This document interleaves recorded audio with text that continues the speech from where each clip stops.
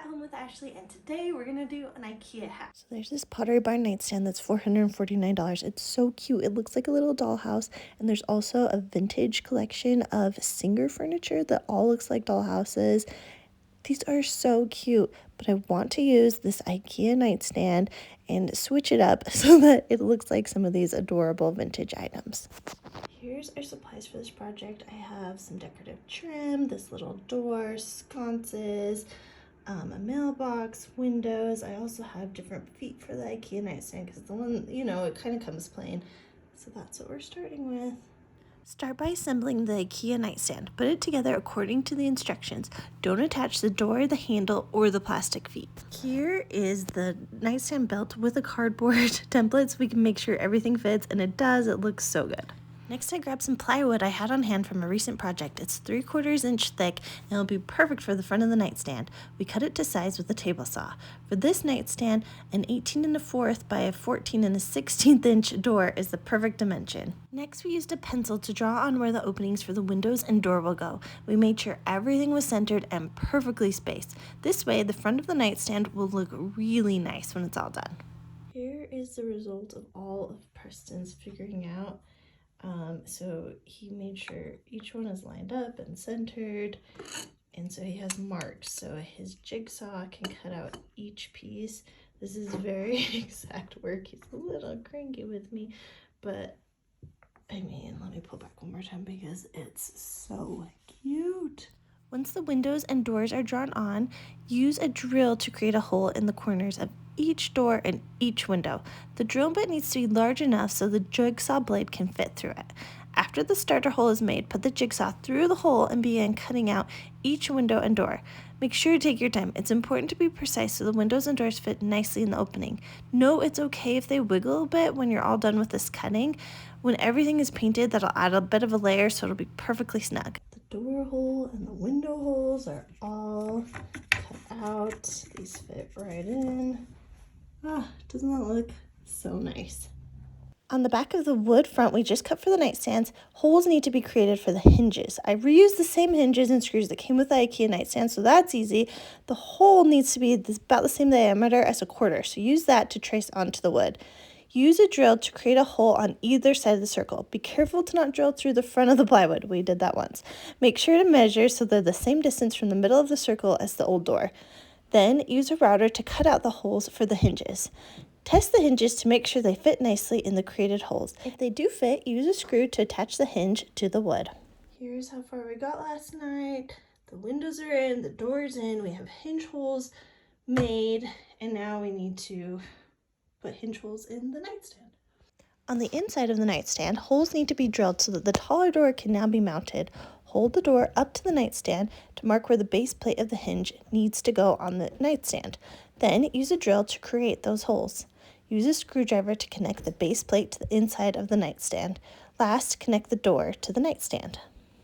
Okay, the door's still on because we're figuring out the height of this middle shelf. So we're gonna put it between the 2 stories of the house because if it was up here, you would see it. And the shelf was wider. It went out to here, so we have to cut off the back so that the door can close. We used a table saw to cut our shelf shorter, but a jigsaw would also work. And now the sides of the nightstand need new holes drilled so the shelf pins will work with the shorter shelf. Use a drill with a drill bit to create a new hole. Make sure to not go too deep again. A good trick is to use painter's tape on the end of your drill bit to act as a guide for how deep to drill. Put the new shelf pins into the new holes, and last, install the shorter shelf in place. The original door came with plastic protectors so that if the door hits the frame of the nightstand, it doesn't slam. Use a drill to create a small hole for those, and then push them into place. To be able to open and close the door, it needs a pull. Use a drill to create a hole through the wood that's big enough for a screw. Attach the screw in the back. On the front, you now have a knob. I chose a plain wood one so I can camouflage it by painting it the same color as the front of the nightstand, but you could choose anything you like. We had one spot where the drill came all the way through the wood, so I'm filling that with wood filler so that we can sand soon and get all these edges nice and flat. But that needs to have a few coats and dry first. And up around the windows, there was a few spots that were a little jagged that I'm just gonna fill in so we can have this looking really nice and clean. Okay, we are painting the feet this color. It's called Frosted Sage. It's probably my favorite color. It's the color of these chairs, if you can see those. And we're painting them before they go on to just so they're done. In my son's room, this is the color of all the trim in there, so I think that's gonna look really good. I'm guessing they'll need 2 coats of paint. So this is the first one. This is what the bottom of this nightstand looks like. It's hollow, and it's so dumb because this could be more storage on the inside. So to attach the legs, we're adding 2 pieces of wood in here. And then we'll attach those, and then the legs will go below that. So you can kind of see this is pretty much flush with the nightstand now. Then the legs can go on top of there, and it'll give us some nice height, so it'll be a really good height for the bed. Drill a pilot hole in the base before adding in the screws to prevent splitting the wood.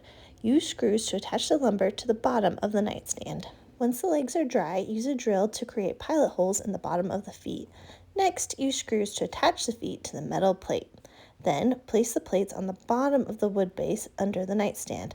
Put them as close to the sides and front/back of the nightstand as possible. This makes the legs a little bit more sturdy. Next, sand the edges and the openings of the plywood door so it's nice and smooth. For around the windows, we used a Dremel with a sander attachment. For sanding the top of the plywood so it's smooth, a palm sander works great. Paint the front and back of the door. Again, I'm using Frosted Sage by Bear. This is such a pretty color, and I think it's going to be great for the dollhouse. Okay, I'm at the point in this project where I need to deal with the edges of this, and it looks really bad at the edge of plywood. So I'm going to use this stuff called band edging. So all you do is you cut it to size, and I'll just show you. Let me get this warming up. I have a crappy old iron that needs to be laying down to warm up. So you just cut it to size, and then when your iron's heated up, you put it on top of it. And then if you're just doing a wood project, you could stain this, you could leave it plain, or you can paint it. So I'm gonna paint it. It comes in different wood colors or wood species. So this is oak, which is the same stuff my plywood is. And you can also get it in like a laminate white or black. So there's lots of options. So you just hold it on there. You can put a rag to protect your iron, but my iron is really crappy, so I don't care. And you just keep ironing until it sticks on. And the great thing about this stuff is if you make a mistake, you can heat it up again and then pull the band edging off and move it. So I need to cut this top trim down to size, and this is something the X-Acto knife will do. So I'm just gonna mark with a pencil where I need to cut. And then I have this self-filling mat, which will be great for the X-Acto knife. Hope this one's sharp enough. And then you just use the knife to cut it. It's really not difficult. Use an X-Acto knife to trim off any band edging that comes over the side of the wood. Paint the dollhouse trim and windows. I chose to use Ultra Pure White by Bear for painting these. It's too cold where I'm at to spray paint outside, but that would have been much quicker. The windows needed 3 coats of paint to become white. So one thing with this band edging is between the wood and the side of the band edging, there's always like a little gap. You can kind of see the adhesive. So I like to just use wood filler and put it in, and then I'll let it dry and sand it smooth. So it's one more step you gotta do, but it adds that like really clean polish finish that I think will be worth it. Once the wood filler is dry, sand it smooth. Paint the edges and the door front and back to finish it off. Here's the inside of the nightstand, and because we made so many alterations, there's a lot of extra holes. So I have some wallpaper on hand, and we're gonna put it on the inside, which I think will be very cute. Not necessary, but who cares? Here's the wallpaper I'm using for inside the dollhouse. It's what I had in hand, and it's actually wallpaper I designed, which is really fun. So I'm just taking off the backing and sticking it to the inside of the dollhouse, and this is going to finish it off so nicely, cover up all those holes. And I do need to mark and cut out each hole so that we can put like the shelf pins in that are needed. The Very last thing I did was use super glue, or I think this was Gorilla Glue, around each door and each window to hold it in place. I also did that with the mailbox and the little accessories like this cute sconce. Okay, this dried overnight. The glue kind of needed to stick. So today we take off all the tape and the glue. The tape was not working good. This was delicate tape. I needed normal painter's tape, but the clamps worked. This trim was kind of bowing down, so I needed those to touch.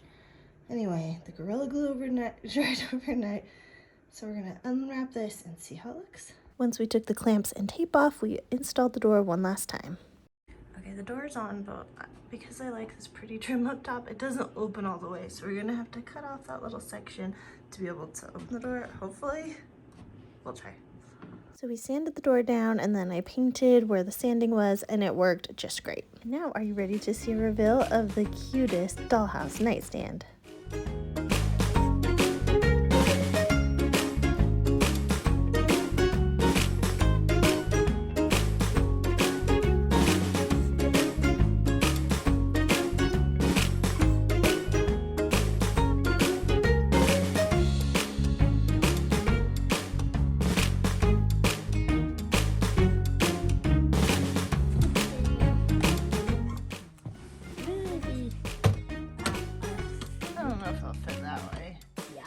Because you indicated and you love my paper.